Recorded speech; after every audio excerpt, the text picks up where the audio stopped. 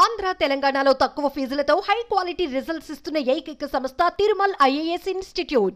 3 ముళ్ళు 7 అడుగులు వేసిన దాంపత్య జీవితాలను కాదనుకుంటున్నారు కొందరు మహిళలు.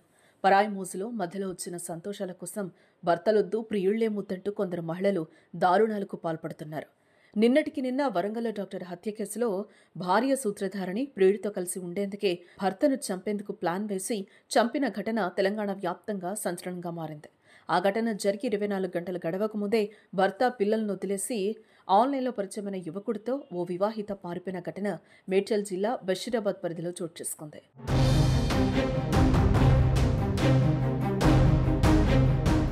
జయరాజ్ సుకన్యలు భార్యాభర్తలు. వీరికి కొన్నేళ్ల క్రితం వివాహమైంది.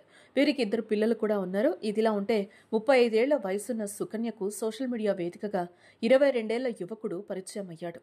ఆ పరిచయం కాస్త కొన్ని రోజులకు ప్రేమగా మారింది. ఇంకేముంది, ప్రియుడి మోజులో భర్త పిల్లలను విడిచి అతనితో వెళ్లిపోయింది సుకన్య.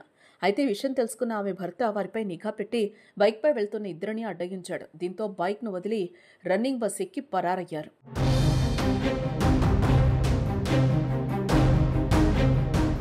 ఆంధ్రప్రదేశ్ పల్నాడు జిల్లాకు చెందిన మిరియంపల్లి పేరయ్య కుమారుడు గోపి అనే 22 ఏళ్ల యువకుడు కంప్యూటర్ ట్రైనింగ్ కోసం హైదరాబాద్కు వచ్చాడు. కేపీహెచ్బోలోని ఓ హాస్టల్లో ఉంటూ కంప్యూటర్ నేర్చుకుంటున్నాడు. ఈ క్రమంలోనే ఫోన్ యాప్లో గోపికి వరంగల్ జిల్లా బావోజీగూడెంకు చెందిన 2 పిల్లల తల్లైన సుకన్య పరిచయం అయింది. వీరు తరచూ ఫోన్లో మాట్లాడుకునేవారు.